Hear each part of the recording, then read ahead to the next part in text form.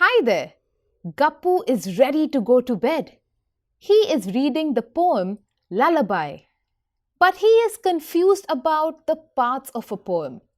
Let's help him understand.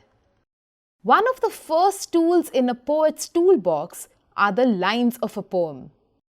Poems are mostly shorter and have short sentences. Sentences used in poems are called lines. This poem has 12 lines. A poem also has stanzas. A stanza is a group of lines.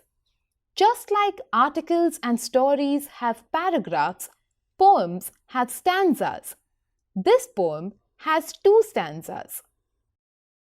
The word stanza comes from a Latin word stantia. It means to stop at the end of something. So cool! Gappu didn't know this. That is why when a stanza comes to an end, we pause before reading the next stanza. Another important tool poets use are rhymes.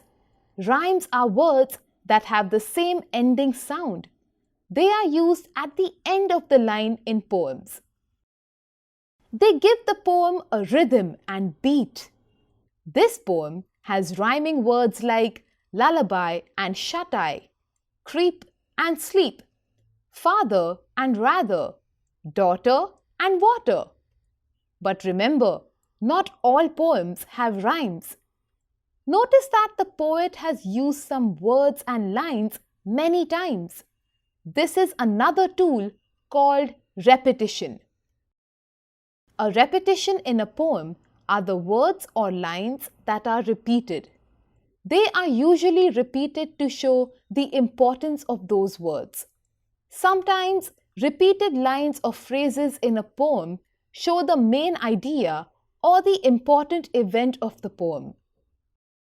In this poem, the repeated lines show the main idea that the speaker wants someone to desperately go to sleep.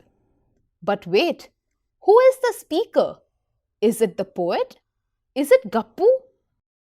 Understanding who is a poem speaker is tricky. This is where Gappu also gets the most confused.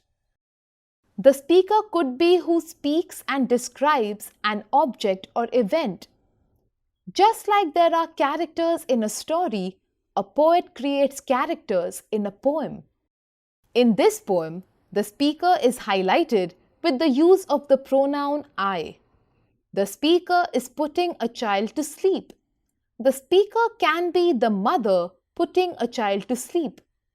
The speaker is not the father because one line says, I will have to speak to your father. To know who is the speaker, think about who you picture or imagine when reading or listening to a poem. So remember, a poet has a toolbox. The tools in the box are lines and rhymes at the end of the line. A poem has stanzas. A stanza is a group of lines. Repetition of lines shows the importance of those words. A speaker in a poem could be the poet or the character the poet created. Now Gappu can sleep better having understood the poem. Sleep tight